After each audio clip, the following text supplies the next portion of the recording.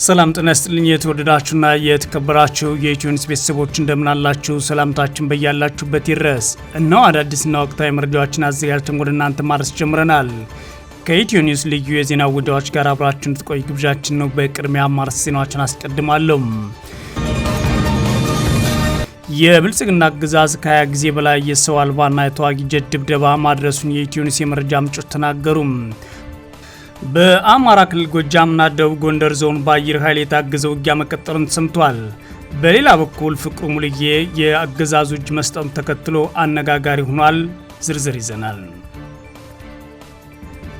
የፌዴራል መንግስትና በደቡባዊ ምዕራብ ግዛት ያለው ውጥረት መባባሱ ተከትሎ የሶማሊያ ፌዴራል ጦር በባይዶዋ የሚገኙ ቁልፍ ከተማን ተቆጣጥሯል። የግዛቱ ፕሬዝዳንት በኢትዮጵያ ጦር ድጋፍ ተደርጎላቸዋልም ተብሏል። የሶማሊያ ብሔራዊ መከላከያ ሰራዊት ተቃውሞ ቢገጥመውም ቁልፍ ከተማዋን መቆጣጠራቸውንና ፕሬዝዳንቱ ደግሞ በኢትዮጵያ ጦር እገዛ መሸሻቸው እየተነገረ ይገኛል። በዝርዝር የምናየው ሌላኛው ጉዳይ ነው። ኢራን ከአሜሪካ ጋር ድርድር እያካሄደች አለመሆኑን በድጋሚ የገለጸች ሲሆን ኔታንያሁ ደግሞ ከኢራን ጋር እያካሄድን ያለውን ጦርነት መቼ እንደሚያበቃ መናገር እንደማይችሉ ገልጸዋል። ኔታንያሁ ጦርነቱ ካሁኑ ከግማሽ በላይ ሂዷን፣ ግን መቼ እንደሚያበቃ አናውቅም ብለዋል። ኢራን በሆርሙዝ ወሽመጥ በኩል የሚያልፉ መርከቦችን ለማስከፈል ያረቀቀችውን ሕግ ማጽድቃለች። የተወደዳችሁና የተከበራችሁ የኢትዮኒውስ ቤተሰቦች አብራችሁ ውስጥ ቆዩ። እነዚህና ሌሎች ተሰማላችሁ። መልካም ቆይታ ያውላችሁ።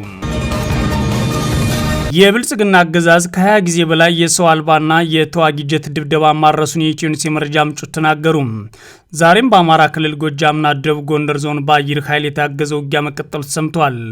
በክልሉ የተለያዩ አካባቢዎች በአገዛዝ ጦርና ፋኖ ኃይሎች መካከል የሚደረገው ውጊያ ከፍተኛ ሰብአዊና ቁሳዊ ጉዳት እያደረሰ መቀጠሉን የመረጃ ምንጮቻችን ተናግረዋል።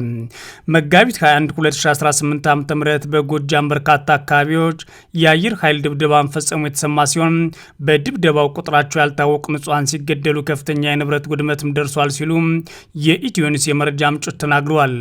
የብልጽግና አገዛዝ በእግረኛ ሰራዊት የሚያደርገው ውጊያ በፋኖ ኃይሎች ከፍተኛ ጉዳት እየገጠመው በመሆኑ የአየር ድብደባውን አጠናክሮ መቀጠልን አማራጭ አድርጓል ያሉት የመረጃ ምንጮች መጋቢት 21 2018 ዓ.ም ብቻ በጎጃም ቀጠና ጎዛምን ወረዳ የቦቅላ አካባቢ ቀዝቅዘኝ እና በቀኝ አቦ እንዲሁም በእነማይ ወረዳ ለምጨን አካባቢ በተደጋጋሚ የድሮንና ተዋጊ ጀቶች ጥቃት በማድረስ ንጹሃንን ገድሏል፣ ከፍተኛ ውድመት ማርሷል ብለዋል። በተመሳሳይ በደቡብ ጎንደር ዞን ደራና እስቴ ወረዳዎች ተከታታይ የድሮን ጥቃት ማድረሱን የኢትዮኒውስ የመረጃ ምንጮች ተናግረዋል። በተለይም ሰኔ ማርያም የተባለ አካባቢ በተፈጸመ የድሮን ድብደባ በንጹሃን ላይ ጉዳት መድረሱ ታውቋል። በተያያዘም በወለጋ ቀጠና ራሳቸውን በመከላከል ላይ ከሚገኙ የፋኖ ኃይሎች ጋር ለሶስተኛ ቀን ከባድ ውጊያ የገጠመው የብልጽግና አገዛዝ ሆሮ ጉሮ ወለጋ ዞን አቤ ደንጎሮ ወረዳ እንዲሁም ጎርቴና ጉባንጭን ጨምሮ በተለያዩ አካባቢዎች ተከታታይ የድሮን ጥቃት ማድረሱን የኢትዮኒውስ የመረጃ ምንጮች ተናግረዋል። በአጠቃላይ ባለፉት 2 ቀናት ብቻ አገዛዙ በአማራ ክልል ጎጃምና ደቡብ ጎንደር እንዲሁም በኦሮሚያ ክልል ወለጋ ቀጠና ከ20 ጊዜ በላይ የድሮና የተዋጊ ጀት ድብደባ መፈጸሙን የኢትዮኒውስ የመረጃ ምንጮች አረጋግጠዋል።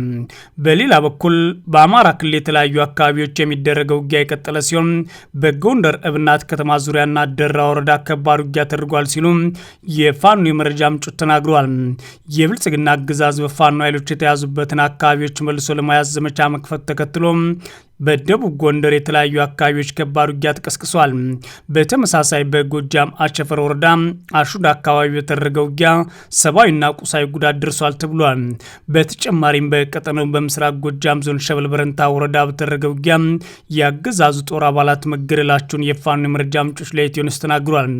በአገዛዙ ጦርና ፋኖ ኃይሎች መካከል የሚደረገው ውጊያ በሸዋ ቀጠናም የቀጠለ ሲሆን በተለይም ከደቡብ ወሎ ዞን ወረይሉ ወረዳ በመነሳት ወደ ሸዋ ግርሸራ ከተንቀሳቀሰ የአገዛዝ ጦር ጋር ከባድ ውጊያ መደረጉ ተሰምቷል። በዚህ ውጊያ ሰብአዊና ቁሳዊ ጉዳት ደርሷል ሲሉ የመረጃ ምንጮች ተናግረዋል። አፋብን ምኒልክ ዕዝ አሳምነው ዝና ሸዋ ጠቅላይ ግዛት ህዝብ ጥምረት በተሰለፉበት በዚህ ውጊያ በርካታ የአገዛዙ ጦር አባላት ሲገደሉ 15 ወታደሮች ደግሞ በፋኖ ኃይሎች ማረካቸውን ነው አፋብን ያስታወቀው። በሌላ በኩል የአፋብን ምኒልክ እዝ አሳምነው ኮር አመራር የነበረው ፍቅሩ ሙልዬ ለአገዛዙ እጅ መስጠቱ አነጋጋሪ ሆኗል። የኢትዮ ኒውስ የአካባቢው የመረጃ ምንጮች ፍቅሩ በወንጀል ድርጊት ተጠርጥሮ በቁጥጥር ስር ሊውል መሆኑን ሲረዳ ለአገዛዙ እጁን ሰጥቷል ሲሉ ተናግረዋል። የብልጽግና አገዛዝ በኩሉ ፍቅሩ ለሰላም እጅ ሰጥቷል በሚል በአገዛዙ ሚዲያዎች ከፍተኛ የዘገባ ሽፋን ሰጥቷል። ፍቅሩ ሙልዬ ላስታ ላሊበላ ቀጠና ለአገዛዙ እጅ ሲሰጥ የአገዛዙ ጦር የ13ኛ እዝ ዋና አዛዥ ሜጀር ጄኔራል ተስፋዬ አያሌው አቀባበል ማድረጋቸውን የብልጽግና አገዛዝ ሚዲያዎችና ሌሎች ተቋማት በአጠቃላይ ለፕሮፓጋንዳ ፍጆታ ሲያውሉት ታይቷል። የፍቅሩ ሙልዬን እጅ መስጠት በተመለከተ በርካቶች አስቀድሞም እጁን መስጠት ነበረበት፣ ምክንያቱም ሲታገል አልነበረም በማለት ሲተቹ ተሰምተዋል። በተደጋጋሚ ከጓዶቹና ከሌሎች የአካባቢ ነዋሪዎች ጋር ግጭት ውስጥ የሚገባውና ከፍተኛ ወንጀሎችን ሲፈጽም ነበር ማለትም ይተቹታል። በፌዴራል መንግስትና በደቡባዊ ምዕራብ ግዛት ያለው ውጥረት መባባሱ ተከትሎም የሶማሊያ ፌዴራል ጦር በባይዶዋ የሚገኙ ቁልፍ ተቋማትን ተቆጣጥሯል። የግዛቷ ፕሬዝዳንት በኢትዮጵያ ጦር ድጋፍ ተደርጎላቸዋል ተብሏል። የኢትዮጵያ ጦር በአካባቢው የለሳቸው ድጋፍ የሚያደርገው ከፊልድ ማርሻል ብርሃኑ ጁላ ተልዕኮ ተቀብሎና ከሳቸው ጋር የአካባቢው ፕሬዝዳንት ግንኙነት ስላላቸው ነው ተብሏል። የሶማሊያ ፌዴራል መንግስትና የደቡብ ምዕራብ ግዛት ወይም ሳውዝ ዌስት ስቴት አለመግባባት ወደ ታጠቀ ግጭት ማምራቱ ተከትሎ የፌዴራል ጦር ከአጋር ሚኒሻዎች ጋር በመሆን ሰኞ መጋቢት 21 ቀን 2018 ዓ.ም ማለዳ ወደ ባይዶዋ ከተማ በመግባት ተቃውሞ ቢገጥማቸውን ቁልፍ ተቋማት መቆጣጠራቸውን የአካባቢ መገናኛ ብዙሃን ዘገባዎች ያሳያሉ። እንደ ዘገባዎች ከሆነ የሶማሊያ ብሔራዊ መከላከያ ሰራዊት ከአጋር ክልላዊ ታጣቂዎች ጋር በመሆን የከተማዋን ፖሊስ ጣቢያ፣ ዋና ዋና የንግድ ማዕከላትና ሌሎች ቁልፍ ተቋማትን ያለምንም ከፍተኛ ውጊያ በቁጥጥር ስር አውሏል። ለደቡባዊ ምዕራብ ግዛት ፕሬዚዳንት አብዱልአዚዝ ሐሰን መሐመድ ወይም ላፍታ ጋሬም ታማኝ የሆኑ የክልሉ ኃይሎች ከከተማ አንዳንድ አካባቢዎች ማፈግፈጋቸው ተነግሯል። እነዚህ ኃይሎች በፕሬዚዳንቱ ቅጽል ስም ጭምር ላፍታ ጋሬ ተብሎ ይጠራሉ። እስከ ሰኞ ከሰዓት በኋላ ድረስ ፕሬዚዳንት አብዱልአዚዝ ሐሰን መሐመድ ያሉበት ሁኔታና ቦታ አልታወቀም ተብሏል። ሆኖም ሶማሊያዊ ጋዜጠኛ ሃሩን ማሩፍ እንደገለጸው የፕሬዚዳንቱ ዋና መስሪያ ቤትና የባይዶ አውሮፕላን ማረፊያ የኢትዮጵያ ወታደሮችን በያዘ የአፍሪካ ህብረት ኃይሎች ጥበቃ ስር ናቸው። እኒህ በፊልድ ማርሻል ብርሃኑ ጁላ የሚመሩት የጦሩ አባላት የግዛቱን ፕሬዚዳንት እንዲሸሹ ማመቻቸታቸው ለመረጃ ቅርበት ያላቸው ሚዲያዎች ተዘግቧል። የኢትዮጵያ አገዛዝ በሶማሊያ የውስጥ ጉዳይ ገብቶ የክልሉን ፕሬዝዳንት እንዲሸሹ እስከ ማስቻል ደርሷል የሚለው ጉዳዩን አነጋጋሪ ሆኗል። በዋናነት ደግሞ እኒህ የክልሉ ፕሬዝዳንት ላፍታ ጋሬም ለፊልድ ማርሻል ብርሃኑ ጁላ ወዳጅ ናቸው ተብሏል። የአፍሪካ ህብረት ስርዓት እስካሁን በፌዴራል መንግስቱና በክልሉ ባለስልጣናት መካከል ባለው ግጭት ውስጥ ጣልቃ አልገብቶም ይባላል። ሃሩን ማሩፍ በኤክስ ገጹ ላይ ባሰፈረው መረጃ የአፍሪካ ህብረት ኃይሎች በአውሮፕላን ማረፊያና በዋና ዋና ግቢዎች ውስጥ ቢገኙም ጣልቃ ግን አልገቡም ብሏል። እሁድ ዕለት የአፍሪካ ህብረት ኮሚሽን ሊቀመንበር ማህሙድ አሊ የሴፍ ሁኔታውን በቅርበት እየተከታተሉ መሆኑን ገልጸው እየጨመረ የመጣውን ውጥረት በሶማሊያ መረጋጋት፣ ደህንነት፣ አንድነትና ሰብአዊ ሁኔታ ላይ ሊያሳድር ስለሚችለው ተጽዕኖ ያላቸውን ስጋት ገልጸዋል። በመግለጫው ሊቀመንበሩ በሶማሊያ ፌዴራል መንግስትና በፌዴራል አባል ግዛቶች መካከል ያሉ ልዩነቶች በውይይትና በጋራ መግባባት ሊፈቱ ይገባል ሲል አጽንኦት ሰጥቷል። ማህሙድ አሊ ዩሱፍ በሁለቱ ወገኖች ከፍተኛ ትዕግስት እንዲያደርጉና ሁኔታውን ሊያባብሱ ከሚችሉ ተግባራት እንዲቆጠቡ ጥሪ አቅርበው ነበር። ከሰኞ ማለዳ ጀምሮ ባይዶዋ ዳርቻዎች በክልሉ የጸጥታ ኃይሎችና በሚሊሻ የታገዙ የፌዴራል ወታደሮች መካከል ከባድ ውጊያ ሲካሄድ መቆየቱ ተሰምቷል። ውጊያው ቀላልና ከባድ መሳሪያዎችን ያካተተ ሲሆን ይህም ለሳምንታት የቆየውን የፖለቲካ ቀውስ ወደ ከፍተኛ ወታደራዊ ግጭት ማሸጋገሩ አመላካች ሆኗል። ይህ በእንዲህ እንዳለ የሶማሊያ መከላከያ ሚኒስትር ሰኞ ዕለት ባወጣው መግለጫ ለፕሬዚዳንት አብዱል ላፍታ ጋሬ ታማኝ የሆኑ ታጣቂ ኃይሎች በፌዴራል ኃይሎች ጥቃት ሰንዝረዋል ሲል ከሷል። በባይዶዋ ዳርቻ በአልሸባብ ላይ ኦፕሬሽን ሲያካሂድ በነበረው ብሔራዊ ሰራዊት ላይ በአብዱልአዚዝ ላፍታ ጋሬ ትዕዛዝ የሚመሩ ታጣቂዎች ጥቃት ሰንዝረዋል ብሏል።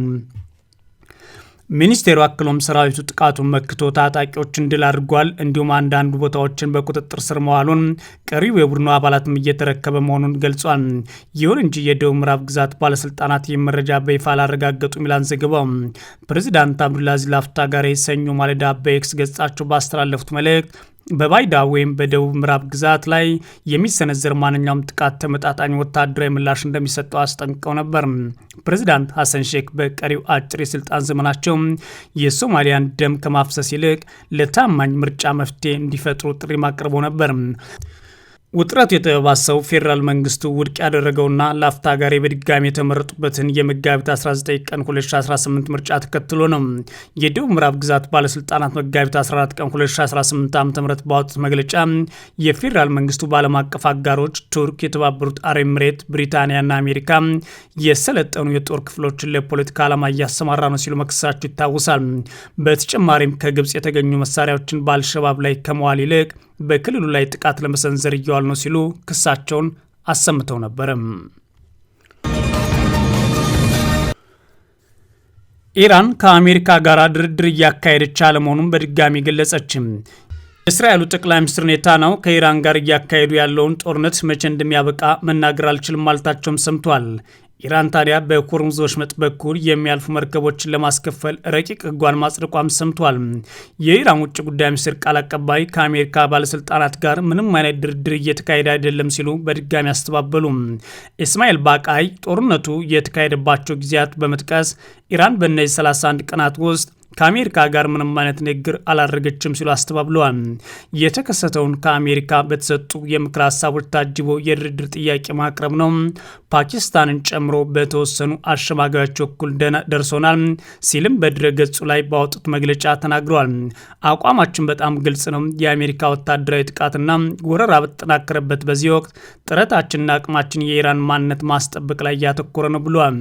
ከአንድ ዓመት ባነሰ ጊዜ ውስጥ በዲፕሎማሲ ላይ ከአንድም ሁለቴ የደረሰውን ክህደት አልረሳም ብለዋን ቃል አቀባዩ። ይህ በእንዲህ እንዳለ ኔታንያሁ ከኢራን ጋር እያካሄዱት ያሉት ጦርነት መቼ እንደሚያበቃ መናገር እንደማይችሉ ገልጸዋል። የእስራኤል ጠቅላይ ሚኒስትር ቤንያሚን ኔታንያሁ ኒውስ ማክስ ለተባለ የአሜሪካ ቴሌቪዥን ከኢራን ጋር እያደረጉ ያለው ጦርነት የሚያበቃበት ጊዜ በሚመለከት የጊዜ ሰሌዳ ማስቀመጥ እንደማይችሉ ተናግረዋል። ኔታንያሁ ጦርነቱ በእርግጠኝነት ከግማሽ በላይ ተከናውኗል ያሉት ኔታንያሁ የኢራን እስላማዊ ሪፐብሊክ ከውስጥ መውደቁን አይቀርም ማለታቸው ኤፍፒ የዜና ወኪልም ዘግቧል። ይህም ሆኖ ኢራን በአሁኑ ሰዓት በሆርሙዝ ወሽመጥ በኩል የሚያልፉ መርከቦችን ለማስከፈልና ቁጥጥሯን ለማስፋት ረቂቅ ሕጓን አጽድቃለች። በኢራን የሚገኙ የፓርላማ ኮሚቴ በሆርሙዝ የባህር ወሽመጥ ላይ በሚተላለፉ መርከቦች ቀረጥ ለመጣል ያረቀቀው ሕግ አጽድቋል ሲል የእስላማዊ አብዮታዊ ዘብ አጋር የሆነው የፋርስ ዜና ወኪል ነው የዘገበው። የብሔራዊ ደህንነት ኮሚሽን አባል የሆነ ሰው እቅዱ መጽደቁን አረጋግጧል። ይህም የአሜሪካና የእስራኤል መርከቦች በባህረ ሰላጤ ውስጥ እንዳይንቀሳቀሱ የሚያግድ ነው ይላል። በእቅዱ መሰረት በኢራን ላይ በተጣሉ ማዕቀቦች የተሳተፉ ሌሎች ሀገሮችም እንዲሁም በወሽመጡ በኩል እንዳያልፉ ይከለክላል ሲል አክሏል። የኤፍፒ የዜና ወኪል እንደዘገበው አዲሱ የክፍያ ስርዓት ኢራን ከኦማን ጋር በመተባበር ተግባራዊ እንደምታደርግ የመንግስት ቴሌቪዥን ዘግቧል። ከዓለም የነዳጅ ዘይት ውስጥ 20 በመቶ የሚሆነው መተላለፊያ አብዛኛው ጊዜ በኢራንና በኦማን መካከል በሚገኘው በዚህ ጠባብ መተላለፊያ በኩል ነው። ይሁን እንጂ ጦርነቱ ከተጀመረ ጊዜ ጀምሮ በዚህ በኩል የሚደረጉ የመርከብ ጉዞዎች 95 በመቶ መቀነሳቸው የባህር ላይ ደህንነት የሚከታተሉ ኬፕለር አስታውቋል። አሜሪካ ደግሞ ይህን አካባቢ ለመቆጣጠር ወታደሯን ጭምር እያሰማራች ትገኛለች። እግረኛ ጦርን እያሰማራች የምትገኘው አሜሪካ ከኢራን ባለስልጣናት በኩል ከፍተኛ የሆነ ዛቻ አርሶባታል። የኢራኑ ተደራዳሪና የውጭ ጉዳይ ሚኒስትሩ አሁን ላይ የአሜሪካ ጦር በእግር እንዲመጣ እንጠብቃለን ብለዋል። አባስ አራግቺ እንደሚሉት ከሆነ በአጠቃላይ ምንም አይነት ችግር በማይደርስበት ሁኔታ ላይ እንገኛለን፣ እሳት እናዘንብባቸዋለን የሚለውን ቃላቸውን ደጋግሞ ተናግረዋል። በዚህ ቀጠና የሚደረገው አዲስ ውጊያ ምናልባትም ኢራንና አሜሪካን ደም አፋሳሽ የሆነ ጦርነት ውስጥ ገብተው ታሪካቸው እንዲጽፉ የሚያደርጋቸው ሌላኛ ክስተት ይሆናል ተብሎ ይጠበቃል። የተወደዳችሁና የተከበራችሁ የኢትዮ ኒውስ ቤተሰቦች መረጃዎቻችን እነዚህ ነበሩ። መልካም ጊዜ እመኛለሁ።